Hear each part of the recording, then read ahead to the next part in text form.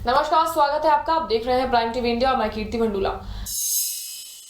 आतंकी हिंसा के साए और जबरदस्त सुरक्षा इंतजाम के बीच कल जम्मू कश्मीर और लद्दाख केंद्र शासित प्रदेश बन जाएगा। 6 अगस्त को संसद से पारित जम्मू कश्मीर पुनर्गठन कानून 2019 के अनुसार जम्मू कश्मीर 114 सीटों की विधानसभा के साथ केंद्र शासित प्रदेश होगा, जबकि बिना विधानसभा वाला लद्दाख सीधे केंद्र में शासित होगा। गृह मंत्रालय के सूत्रों के मुताबिक 31 अक्टूबर को जम्मू कश्मीर और लद्दाख के लिए नियुक्त लेफ्टिनेंट गवर्नर के शपथ ग्रहण के साथ समारोह की शुरुआत होगी। जम्मू कश्मीर हाई कोर्ट की चीफ जस्टिस गीता मित्तल पहले श्रीनगर में ही मुर्मू को पद और गोपनीयता की शपथ दिलाएंगी। जम्मू कश्मीर से अनुच्छेद 370 हटने के बाद यूरोपीय संघ के 28 सांसदों के कश्मीर दौरे को लेकर विपक्षी दलों के सवाल उठने पर बीजेपी ने जवाब दिया है। पार्टी का कहना है कि कश्मीर जाने पर अब किसी तरह की रोक नहीं है। देशी विदेशी सभी पर्यटकों के लिए कश्मीर को खोल दिया गया है। बीजेपी ने कहा कि विदेशी सांसदों के दौरे को लेकर सवाल उठाने का कोई मतलब नहीं है। मामले पर बयान देते हुए बीजेपी प्रवक्ता शहनवाज हुसैन ने कहा कि कश्मीर जाना है तो कांग्रेस वाले सुबह की फ्लाइट पकड़कर चले जाएं, उन्हें किसी ने नहीं रोका है। उन्होंने कहा कि विपक्ष बिना वजह बीजेपी सरकार को बदनाम कर रहा है। जम्मू कश्मीर दौरे पर आए यूरोपीय सांसदों के दल ने एक प्रेस कॉन्फ्रेंस की। डेलीगेशन की ओर से कहा गया है कि भारत एक शांति प्रिय देश है और कश्मीर के लोगों की उम्मीदें अभी जिंदा हैं। प्रेस कॉन्फ्रेंस में ईयू सांसदों ने कहा कि हमारे दौरे को राजनीतिक नजर से देखा गया, जो बिल्कुल गलत है। डेलीगेशन ने कहा कि हम सिर्फ यहाँ पर हालात की जानकारी लेने आए थे। अनुच्छेद 370 को इन सांसदों ने भारत का आंतरिक मामला बताया और कहा कि भारत पाकिस्तान को आपस में बात करनी चाहिए। डेलीगेशन ने इस मौके पर AIMIM के नेता असरुद्दीन वैसी को भी लताड़ लगाई। महाराष्ट्र में बीजेपी और उसकी सहयोगी पार्टी शिवसेना के बीच सीएम पद को लेकर खींचातानी जारी है।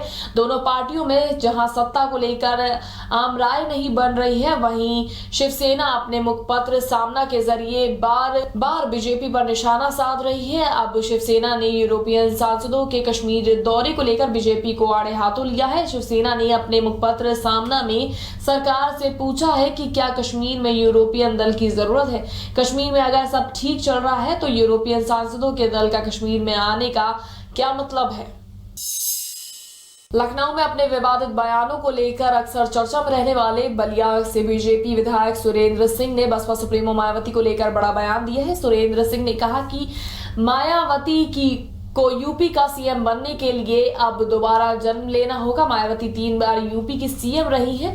सुरेंद्र सिंह ने कहा कि मायावती बीजेपी की वजह से 3 बार मुख्यमंत्री बनी और बीजेपी का विरोध करना उनके जीवन का तरीका बन गया है। उन्होंने कहा कि अगर बीजेपी ने उन्हें समर्थन नहीं दिया तो वो कभी सीएम नहीं बनती। उन्होंने कहा कि सीएम बनने के लिए अब मायावती को दूसरा जन्म लेना होगा। राजधानी दिल्ली और उसके आसपास के इलाकों को प्रदूषण ने पूरी तरह से अपनी गिरफ्त में ले लिया है। धुंध और कोहरे की परत और गहरी हो गई है। प्रदूषण से दिल्ली NCR की हवा खतरनाक स्तर पर पहुंच गई है। इस बार दिल्ली सहित समूचे NCR में पिछले साल से ज्यादा प्रदूषण देखने को मिल रहा है। वहीं प्रदूषण पर रोक लगाने के लिए हरियाणा सरकार ने बड़ा कदम उठाया। सरकार ने पराली नहीं जलाने वाले किसानों को 50% सब्सिडी देने का ऐलान किया है। बता दें कि दिल्ली में एयर क्वालिटी इंडेक्स धुंध होने के कारण बेहद खराब हो गई है। लोगों को सांस लेने में दिक्कत का सामना करना पड़ रहा है। भाजपा नेता और टिकटॉक स्टार सोनाली फोगाट को जान से मारने की धमकी मिली है। इतना ही नहीं, उनके साथ मारपीट भी की गई। यह आरोप सोनाली फोगाट ने किसी बाहर वाले पर नहीं बल्कि खुद की सगी बहन और जीजा पर लगाए हैं। बताया जा रहा है कि सोनाली फोगाट ने इस मामले में फतेहाबाद सदर थाने में औपचारिक शिकायत दर्ज की है, जिसके बाद पुलिस ने इस मामले में विभिन्न धाराओं के तहत मामला दर्ज कर जांच शुरू कर दी है।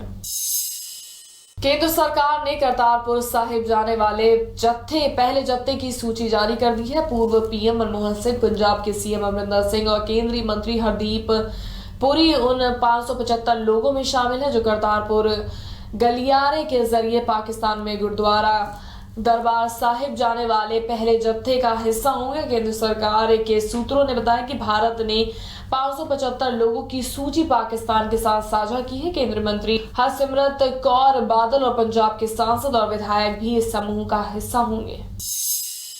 कौशाम्बी में चोरों के हौसले बुलंद है। चोर यहां आए दिन चोरी की घटनाओं को अंजाम दे रहे हैं। ताजा मामला चरवा थाना क्षेत्र के चरवा चौराहे का है। यहां चोरों ने एक सर्राफ की दुकान में से 3.5 लाख रुपए के गहने चुरा लिए और मौके से फरार हो गए। मामले की जानकारी मिलते ही इलाके में हड़कंप मच गया। लोगों ने चोरी की सूचना व्यापारी को दी। इसके बाद लोगों ने व्यापारी के साथ सड़क पर जाम लगा दिया। मौके पर पहुंची पुलिस ने जाम खुलवाया और आश्वासन दिया है जल्द ही आरोपी पुलिस की जद में होंगे। ललितपुर के झांसी ललितपुर राष्ट्रीय राजमार्ग पर ललितपुर की ओर जा रही लोडर गाड़ी में अचानक आग लगी। हादसे में चालक परिचालक दोनों सुरक्षित बच गए। वहीं राहगीरों ने लोडर वाहन में लगी आग को बुझाने के काफी प्रयास किए, मगर आग इतनी भीषण थी कि सब कुछ सामान जलकर राख हो गया।